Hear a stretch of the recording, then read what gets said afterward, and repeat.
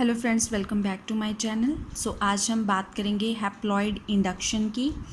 तो सबसे पहले हम बात करेंगे इंट्रोडक्शन।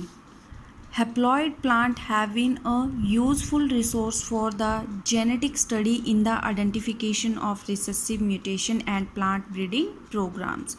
हैप्लॉइड प्लांट हमारे लिए किस तरह यूज़फुल हैं, क्योंकि वो एज अ रिसोर्स काम करते हैं। Resource for the genetic study in the identification of recessive mutation and plant breeding programs. ठीक है, प्लांट ब्रीडिंग प्रोग्राम्स कौन से हुए? Crop improvement, seed improvement and cultivator development. और रिसेसिव म्यूटेशन कौन सी हुई? जो एक्सप्रेस करती है सिर्फ होमोजाइगस एंड हेमीजाइगस स्टेट में। ठीक है, होमोजाइगस एंड हेमीजाइगस स्टेट होगी तो वो कौन सी म्यूटेशन हुई? Recessive mutation. जो हेमीजाइगस होता है ये होता है hemizygous.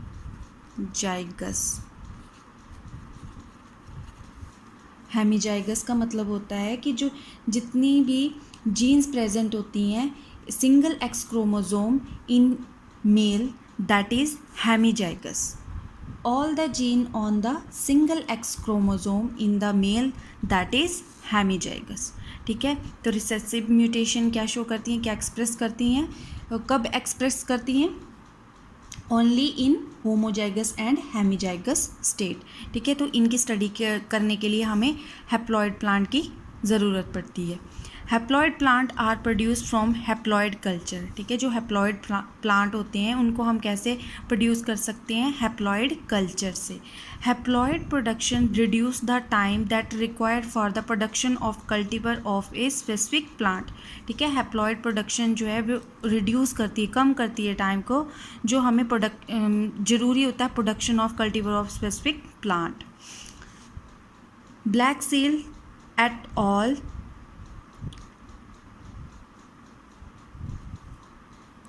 Blacksley et al. 1922 first reported the natural occurrence of haploid condition in Datura plant due to parthenogenesis।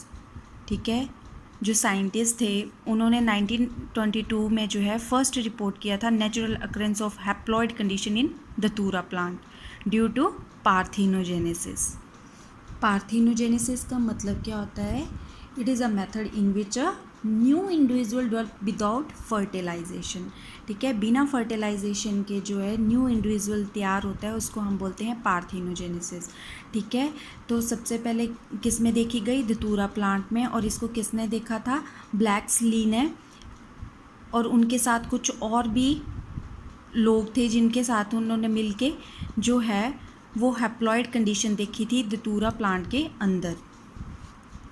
The process of parthenogenesis is only natural cause that leads to the spontaneous production of haploid। ठीक है, एक सिर्फ parthenogenesis process की वजह से जो है हमने स्पॉन्टेनियस प्रोडक्शन ऑफ हैप्लॉइड देखी थी। अब है meaning haploid induction. Haploid culture is an in vitro technique. ठीक है, कौन सी टेक्निक है ये? इन विट्रो टेक्निक है, use to produce haploid plant. ठीक है, हैप्लॉइड प्लांट को प्रोड्यूस करने के लिए हैप्लॉइड इंडक्शन की जो है ज़रूरत पड़ती है। और ये कैसी टेक्निक है? इन विट्रो टेक्निक है, दैट इज़। और हैप्लॉइड प्लांट का मतलब क्या है? इसको हम डिनोट करते हैं एन से। और मीनिंग क्या होता है? Cell have half the number of chromosome. ठीक है, उसी की वजह से हमें जो है इसे हैप्लॉइड प्लांट बोलते हैं। Haploid plant are characterized by possessing only a single set of chromosome. ठीक है, अब हम बात करेंगे टेक्निक फॉर हैप्लॉइड प्रोडक्शन। तो दो तरह की टेक्निक्स होती हैं, इन विवो और इन विट्रो। इन विवो का मतलब होता है with in the living organism, in vitro का मतलब होता है outside of a living organism. First point है इन विवो टेक्निक्स। ठीक है, तो फर्स्ट पॉइंट यहाँ पे क्या है? एंड्रोजेनेसिस। एंड्रोजेनेसिस का मतलब क्या होता है? This is a spontaneous process of in vivo development of a male derived haploid embryo from a fertilized egg in the absence or after the elimination of the female nucleus। ठीक है, androgenesis का मतलब क्या होता है कि यहाँ पे जो है किसकी male derive haploid embryo from a fertilized egg.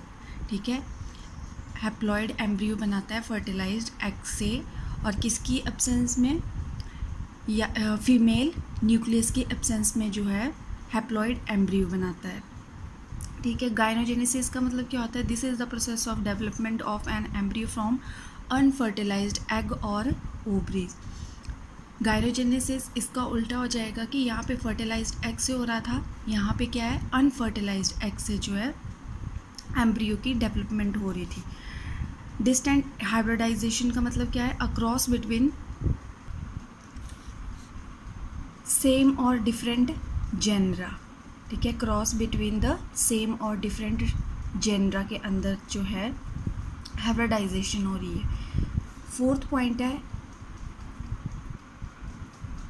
irradiation effect. Ionizing and non-ionizing radiation are used to treat pollen employed in the pollination of normal plant.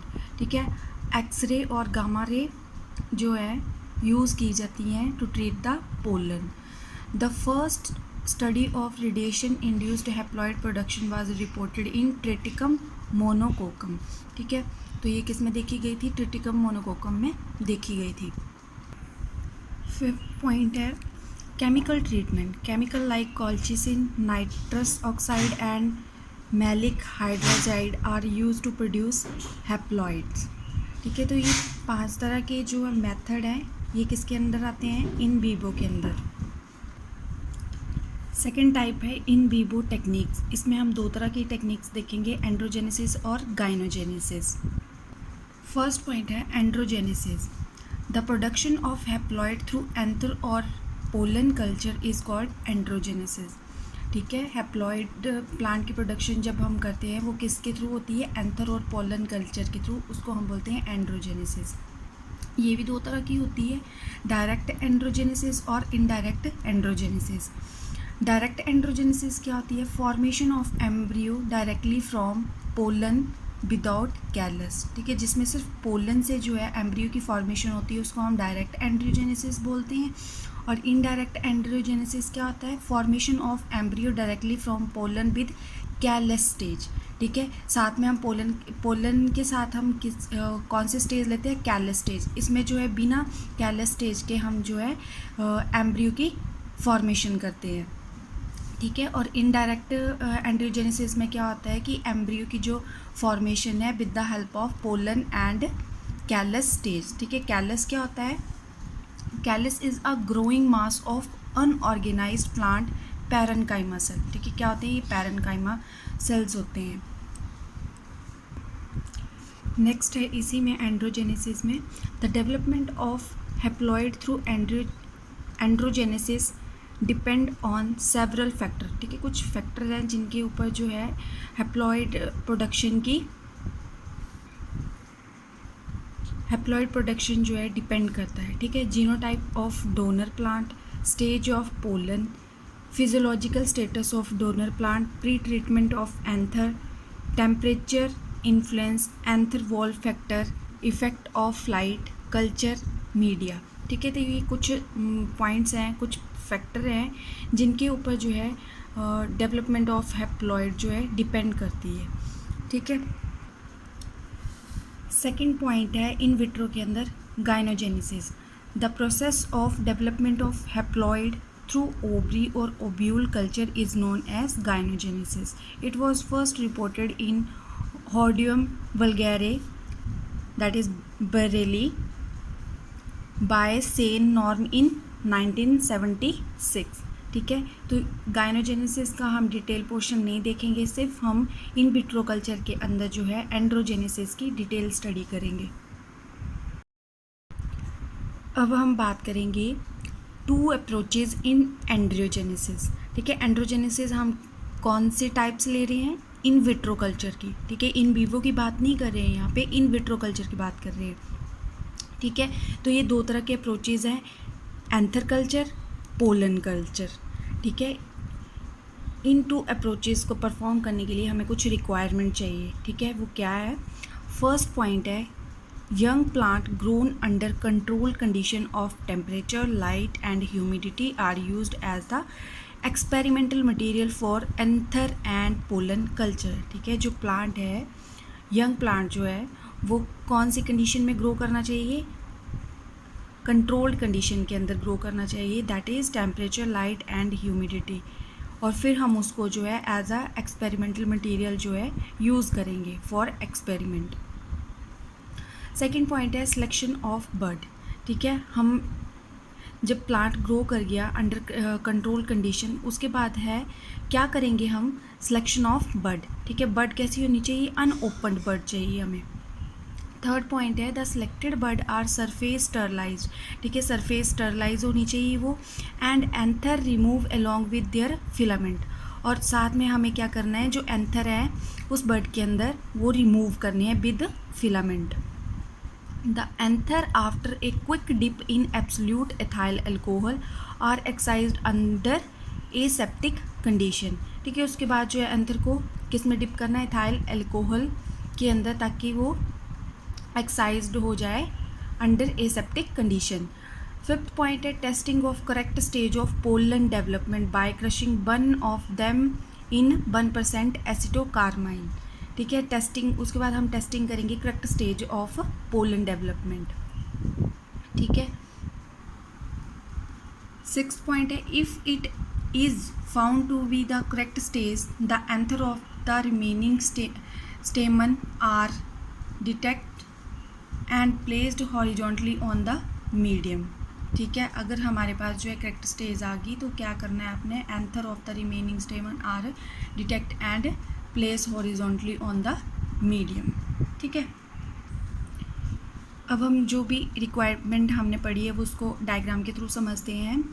सबसे पहले हमने हेटेरोजाइगस डिप्लॉयड प्लांट लिया। ठीक है, उसकी क्या ली हमने? Flower bird. फ्लावर बर्ड की सिलेक्शन हमने कैसे की थी? अनओपन बर्ड होनी चाहिए। ठीक है, फिर उसके बाद जो है वन साइडेड आप क्या ले लोगे? आइसोलेटेड एंथर, और वन साइडेड क्या आगे? Pollen isolation. ठीक है, इनको टू पार्ट्स में डिवाइड कर दिया। एक साइड हमने पोलन ले लिए, एक साइड हमने क्या लिया? एंथर। उसके बाद अब हम पोलन कल्चर के बारे में पढ़ेंगे यहाँ से। ठीक है, ये सारा का सारा क्या है? Pollen culture. पोलन की आइसोलेशन हमने कर ली, उसके बाद क्या? आइसोलेटेड पोलन जो है हमने टेस्ट ट्यूब में भर लिए। ठीक है, उसके बाद क्या किया है? जो ये आइसोलेटेड पोलन है वो कहाँ? पोलन कल्चर में डाल दिए, पेट्री डिश में डाल दिए। ठीक है, फिर मल्टी न्यूक्लिएटेड पोलन्स हैं ये वाले। उसके बाद क्या होगा? प्री एम्ब्रियोनिक मास बनेगा। ठीक है, उसके बाद ये किस में कन्वर्ट होगा? पोलन एम्ब्रियो में, और पोलन एम्ब्रियो से क्या बनेगा? Haploid plant. ठीक है, ये है पोलन कल्चर। यहाँ से हमने पोलन की आइसोलेशन की, फिर उनको कहाँ? टेस्ट ट्यूब में रख लिया। उसके बाद हमने इसकी पोलन कल्चरिंग की, यहाँ पे मल्टी न्यूक्लिएटेड पोलन आ गया, फिर pre embryonic mass, and then वो किस में कन्वर्ट हो गया? पोलन एम्ब्रियो में, और उससे बनेगा हैप्लॉइड प्लांट। ठीक है, हैप्लॉइड प्लांट बन गया। जब हम इसको कॉल्चिसिन ट्रीटमेंट देंगे तो ये फिर से किस में कन्वर्ट हो जाएगा? डिप्लॉयड प्लांट में। ठीक है, हैप्लॉइड प्लांट किस में कन्वर्ट हो गया? डिप्लॉयड प्लांट में, जब हम इसको कॉल्चिसिन ट्रीटमेंट देंगे। ठीक है, अब यहाँ से सेकंड जो टाइप डायग्राम में जो ये सेकंड कल्चर है वो किसका है? एंथर कल्चर है। सबसे पहले अनओपन बर्ड से हमने क्या लिया? आइसोलेटेड एंथर लिया। ठीक है, एंथर कल्चर तैयार किया। उसके बाद जो है ये एंथर कल्चर किस में कन्वर्ट हो गया? कैलस फॉर्म में। ठीक है, कैलस में कन्वर्ट हो गया। उसके बाद जो है ये क्या बन गया? Haploid callus.